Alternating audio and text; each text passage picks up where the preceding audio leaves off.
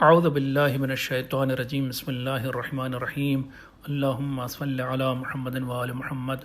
مومنین سلام علیکم، میں ہوں سید شاہد حسین میثم نہروی اور پروگرام ہے کام کی بات۔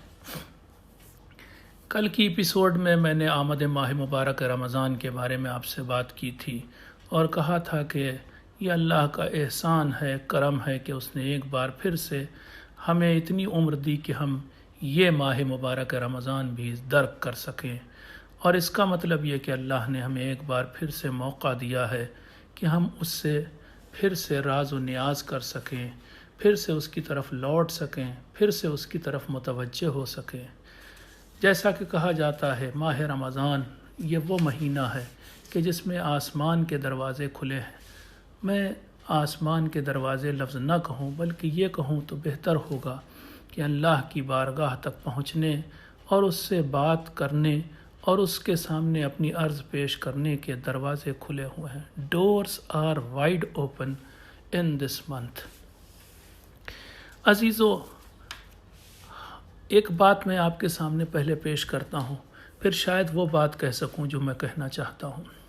دیکھیے، ہم میں سے ہر ایک انسان اس بات کی دعا کرتا ہے کہ اسے زیارت قبور معصومین نصیب ہو، اسے مثلا کربلا کی، نجف کی، بقیع کی اور مشہد وغیرہ کی زیارت نصیب ہو، سامرہ اور کاظمین کی زیارت نصیب ہو، مدینے میں قبر رسول کی زیارت نصیب ہو۔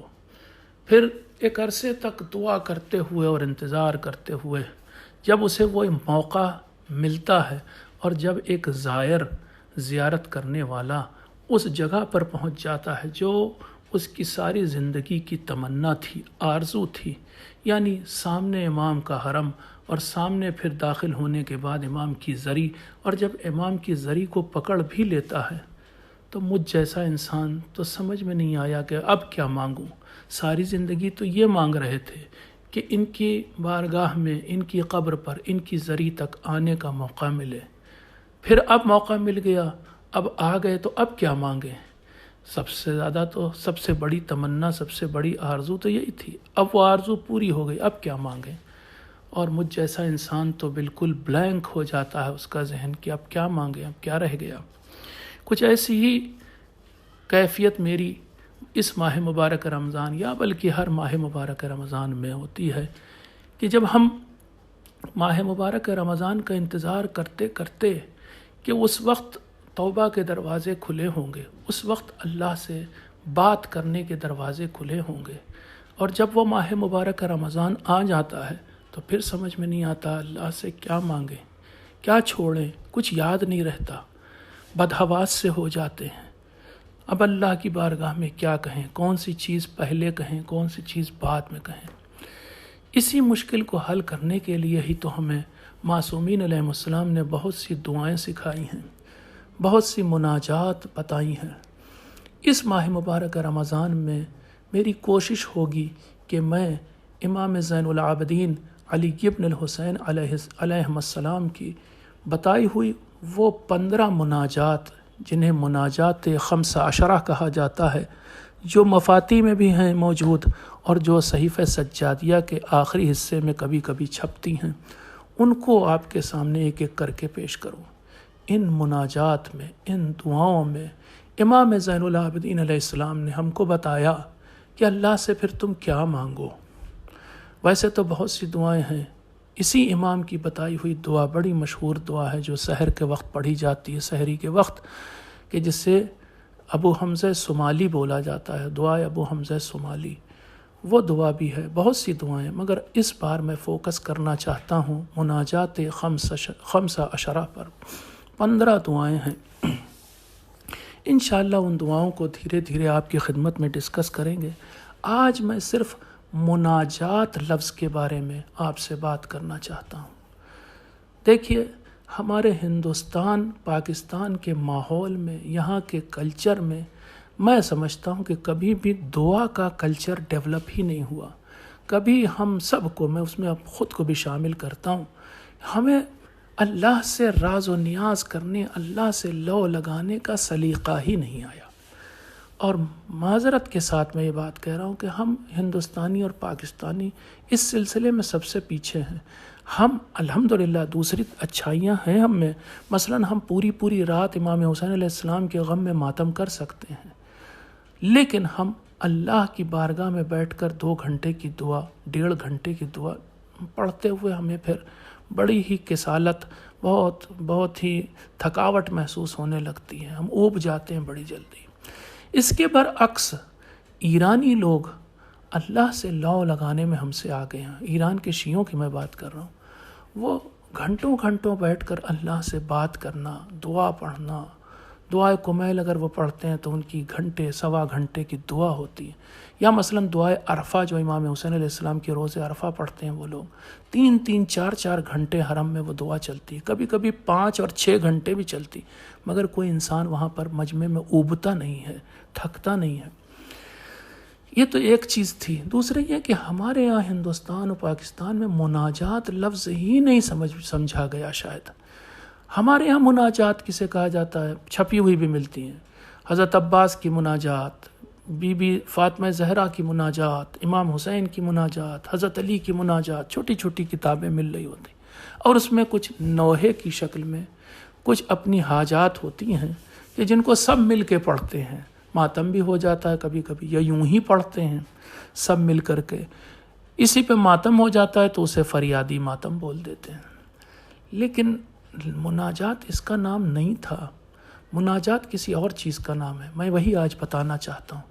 دیکھیے، اللہ سے ہم 2 طرح سے لو لگا سکتے ہیں، 2 طرح سے کوئی چیز مانگ سکتے ہیں.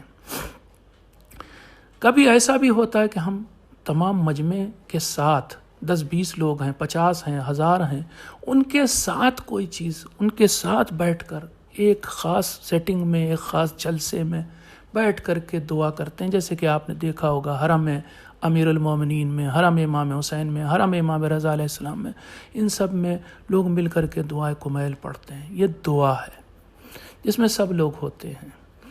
اس کے برعکس مناجات وہ چیز ہے کہ جو تنہائی میں اللہ سے بات کہی جاتی ہے. اللہ سے لو لگانا وہ بھی تنہائی میں، اکیلے میں، ممکن ہو تو اندھیرے میں، ممکن ہو تو رات کے سناٹے میں. اسے کہتے ہیں مناجات. یعنی میں کہوں اور بس اللہ سنے، ایک پرائیویٹ سیشن ہو اللہ کے ساتھ.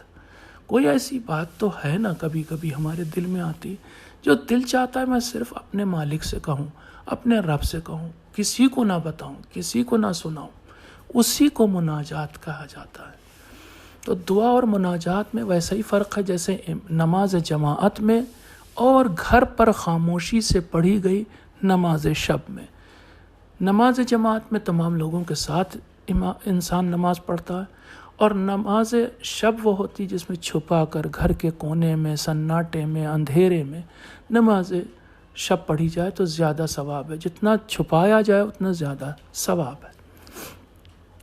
عزیزوں، ہمارے یہاں کیا ہوتا ہے، مناجات بھی، یعنی ہندوستان اور پاکستان کی بات کر رہا ہوں، مناجات بھی لاؤڈ سپیکر پہ پڑھی جاتی، یا پھر چند لوگ جمع ہو کر کے مناجات پڑھتے ہیں. کبھی وہ نثر کی شکل میں ہوتی ہے، کبھی نظم کی شکل میں یعنی اشعار کی شکل میں ہوتی ہے. لیکن عربی میں جیسے میں نے کہا، ایک پرائیویٹ سیشن، راز کی بات کسی سے کہنا، یہ مناجات کہلاتا ہے. یہ لفظ مناجات بنا ہے دراصل نجوا سے، اور نجوا کا مطلب ہوتا ہے کان میں کسی کے کوئی بات کہنا، چھپا کر کہنا، آہستہ کہنا. صرف وہی شخص سنے جس سے ہم کہہ رہے ہیں، یا وہی ذات سنے جس سے ہم یہ بات کہہ رہے ہیں. اسی لیے بعض علماء نے کہا کہ مناجات کا مطلب راز کی بات کہنا، جبکہ بعض علماء کہتے ہیں کہ مناجات کا مطلب تنہائی میں آہستہ سے کسی سے کوئی بات کہنا. یہ مناجات ہے. اب ایک بات یہ بھی یاد رکھیں آپ، یہ مناجات یعنی کان میں کہنا، آہستہ کہنا، راز کی بات کہنا، یہ مناجات کبھی کبھی 2 انسانوں کے بیچ میں ہو سکتی ہے. قرآن مجید میں آیت آئی ہے، میں اس کا ذکر نہیں کر رہا ہوں، پورا واقعہ ہے، بات لمبی ہو جائے گی. کبھی 2 انسانوں کے بیچ میں مناجات ہوتی، کبھی 2 انسان کان میں ایک دوسرے کے بات کہتے ہیں. کبھی ایسا ہوتا ہے کہ دوسری سچویشن یہ ہے کہ انسان اور اللہ کے درمیان مناجات ہوتی، وہ بھی ادھر سے انسان کہہ رہا ہے اپنے دل کی بات آہستہ اور چھپا کر اللہ سے، سناٹے میں اور اکیلے میں اللہ سے انسان جب کوئی بات کہتا ہے وہ مناجات ہوتی۔ اور تیسری سچویشن وہ ہے کہ جب اللہ اپنے بندے سے کوئی بات کہتا ہے اور وہ بھی آہستہ سے، وہ بھی بطور راز کہتا ہے، یہ بھی ایک قسم کی مناجات ہے، اور یہ ہائیسٹ لیول ہے مناجات کا کہ جب اللہ اپنے بندے سے بات کرنے لگتا ہے۔ کاش وہ مرتبہ، کاش وہ منزلت ہمیں نصیب ہو سکے کہ ایک بار ہم سے اللہ بات کر لے۔ ابھی تو ہم وہاں نہیں پہنچے کہ ہم اللہ سے بات کر سکیں۔ بہرحال ایسا ہوتا ہے کہ کبھی کبھی ہمارا دل چاہتا ہے کہ ہم صرف اللہ سے اپنی بات کہیں، خاص طور سے اس وقت کہ جب ہم اپنے گناہوں کا اعتراف کر رہے ہوتے ہیں، جب ہم یہ کہنا چاہتے ہیں میرے مالک تو جانتا ہے فلاں جگہ پر میں نے بہت بڑا گناہ کیا ہے، صرف تجھے معلوم ہے، اس لیے تیرے میرے بیچ میں یہ بات رہے، مجھے معاف کر دے۔ حدیث میں بھی آیا ہے، ہمارے ہاں روایات ایسی موجود ہیں، آپ یہ بھی یاد رکھیں، ایسی روایات موجود ہیں کہ تم دوسروں کو اپنے گناہوں پر گواہ نہ بناؤ، یعنی اپنے گناہ کو دوسرے انسانوں کے سامنے بیان نہ کرو۔ یہ ہمارے یہاں کہا گیا ہے، حدیثوں میں آیا ہے کہ تم لوگ اپنے گناہوں کو دوسروں کے سامنے بیان نہ کرو۔ کیوں ایسا ہے؟ اس کے بہت سارے اسباب ہیں، علماء نے جو سبب بتائے ہیں وہ میں ایک ایک کر کے آپ کے سامنے پیش کرتا ہوں۔ اول تو یہ کہ تم اگر دوسروں کے سامنے اپنے گناہ بتاؤ گے تو تمہاری عزت جاتی رہے گی۔ دوسری بات یہ کہ معاف کرنے والا تو خدا ہے، اس لیے دوسروں کو بتا کے کیوں، دوسروں کے سامنے کیوں بیان کر رہے ہو اپنے گناہ کو؟ اگر بیان ہی کرنا ہے تو اللہ سے بیان کرو، وہ معاف کرنے والا ہے۔ اور تیسری بات یہ ہے کہ تم دوسروں کے سامنے اس وقت بیان کر رہے ہو اپنے گناہ کو، شاید یہی گناہ اللہ تمہارا معاف کر چکا ہو، جب تم نے ایک بار آہستہ سے یا پھر دل ہی میں تمہارے آیا تھا یا اللہ اس گناہ کو معاف کر دے، شاید وہ اس نے معاف کر دیا ہو، اب کیوں اس گناہ کو دوسروں کے سامنے بیان کر رہے ہو؟ تو یہ کچھ اسباب ہیں۔ دوسرے یہ کہ اللہ کے سوا اگر کسی کو آپ اپنا گناہ بتائیں گے تو گویا گواہ بنا رہے ہیں اسے اپنے گناہ پر۔ اب روز قیامت اگر صرف اللہ جانتا ہوتا کہ آپ نے کیا گناہ کیا ہے تو اللہ معاف کر دیتا، لیکن آپ نے دوسروں کو بتا کر کے دوسروں کو گواہ بنا لیا اپنے گناہ کا۔ اس لیے کہا گیا ہے جو تم نے گناہ کیے ہیں اس کو اپنے تک رکھو، اپنے اور اللہ کے درمیان، اللہ کے سامنے بیان کرو اور اس کی معافی مانگو۔ اللہ کے سامنے کہو اے میرے مالک میں پچھتایا، میں نادم ہوں، مجھ سے غلطی ہوئی، میں اعتراف کرتا ہوں اپنے گناہ کا، اب تو مجھے معاف کر دے۔ ایسے موقع پر روایات میں آیا ہے، معصومین نے بتایا کہ بہت امکان ہوتا ہے کہ جب بندہ اللہ سے یہ کہتا ہے میرے مالک مجھ سے غلطی ہو گئی، مجھے معاف کر دے، میں نادم ہوں، میں پچھتایا ہوں اپنے گناہ پر، تو اللہ معاف کر دیتا ہے۔ تو آئیے مناجات جیسے میں نے بتایا اکیلے میں کوئی بات کرنا، یہ میں تمہید اس لیے کھینچ رہا ہوں کہ بعد میں جب ہم امام زین العابدین علیہ السلام کی مناجات، وہ جو 15 مناجات ہیں، 15 چھوٹی چھوٹی دعائیں ہیں، ان کو جب بیان کریں گے تو آپ اس کی چاشنی، اس کی شیرینی، اس کی مٹھاس کو اور زیادہ محسوس کر سکیں گے۔ آپ اس وقت تصور کیجئے گا کہ آپ ہیں اور اللہ ہے اور کوئی نہیں اس کائنات میں، آپ ہیں اور اللہ آپ کی بات سن رہا ہے، آپ کچھ کہہ رہے ہیں اور اللہ بات سن رہا ہے۔ ایک بات اور آپ کو بتائیں، مناجات شعبانیہ میں امیر المومنین کی ایک مشہور دعا ہے مناجات شعبانیہ، اس میں دونوں طرح کی بات ہے۔ مولا فرما رہے ہیں کہ جب میں واسمع ندائی اذا نادیتک، یہ میرے مالک جب میں تجھے ندا دوں تب میری بات سن لے، اور میں جب تجھ سے مناجات کروں تب بھی میری بات سن لے۔ ندا کب ہوتی ہے؟ جب آدمی زور سے کہتا ہے کہ میں نے مثلا غلطی کی، یا میں گناہ بھی نہ کہوں، زور سے میں کہوں کہ میرے مالک میری مثلا بیماری کو دور کر دے، یہ ندا ہے۔ لیکن مناجات آہستہ، امیر المومنین کہہ رہے ہیں میرے مالک جس طرح سے میں تجھے پکاروں، زور سے پکاروں، آہستہ پکاروں، دن میں پکاروں، رات میں پکاروں، ہر وقت تو میری بات سن لے۔ ایک روایت میں آیا کہ انبیاء میں سے ایک نبی نے اللہ سے پوچھا، کیا کہا؟ اقریب انت فاناجی کا ام بعید فانادی کا، اے میرے مالک تو کیا میرے قریب ہے؟ اگر تو قریب ہے تو میں تجھ سے مناجات کرنا چاہتا ہوں، پھر آہستہ اپنی بات کہوں گا، او بعید، یا پھر تو مجھ سے بہت دور ہے تب میں تجھے ندا دوں گا۔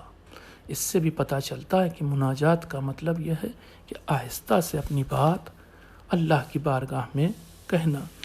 کل انشاءاللہ پھر اس مناجات کے بارے میں اور مزید بات کریں گے۔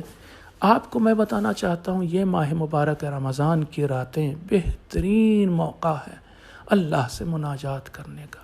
آپ کوئی گھر کا ایسا کونا، کوئی گوشہ ڈھونڈیے، رات کا کوئی ایسا وقت ڈھونڈیے، الارم لگا لیجئے کہ 5 منٹ کے لیے صرف میں اٹھوں گا پھر سو جاؤں گا۔ کسی وقت آدھی رات کے بعد اٹھیے اور اللہ کے سامنے سجدے میں سر رکھ دیجئے اور پھر مناجات کیجئے، کچھ بھی اس سے بولیے، کوئی ضروری نہیں اپنے گناہ کی بات کیجئے، اتنا ہی کہہ دیجئے، اے میرے مالک میں تیرا بندہ ہوں، تو میرا رب ہے، اے میرے مالک میں تجھ سے محبت کرتا ہوں۔ انشاءاللہ اس بارے میں بھی بات کریں گے ہم آپ سے کہ ہم اللہ سے کتنی محبت کرتے ہیں، کیا کہتے ہیں اس سے۔ بہرحال موقع ملے تو اس کے سامنے سر رکھیے سجدے میں، رات کا اندھیرا ہو، سناٹا ہو، آپ اکیلے ہوں اور آپ کا خدا، اور پھر اس سے کچھ بات کیجئے۔ فارسی میں کہتے ہیں سرگوشی کرنا، آہستہ کان میں جیسے کہا جاتا ہے ویسے کہیے، اپنے دل کی بات کہیے، گناہ کیے ہوں تو گناہ کو کہیے، اور کوئی حاجت ہو، کچھ ہو جو آپ کے دل میں خیال آئے، یہ سوچ کر کے کہ وہ آپ کا ہمراز ہے، آپ کے رازوں کو سننے والا، جاننے والا ہے، جو دل میں بات آئے اس کوئی ہچک نہ رکھیے، اس سے کہیے۔ انشاءاللہ ان مناجات 15 میں جو امام زین العابدین میں امام آپ کو بتائیں گے کہ آپ کو کیا کہنا ہے، اس سے کنٹینٹ اس دعا کا کیا ہو، الفاظ کیا ہوں جو آپ اللہ سے مناجات کریں۔ انشاءاللہ ہم سیکھیں گے امام زین العابدین علیہ السلام سے کہ اللہ سے کیسے مناجات کی جاتی ہیں۔ انہی الفاظ کے ساتھ میں آج اپنی بات ختم کرتا ہوں۔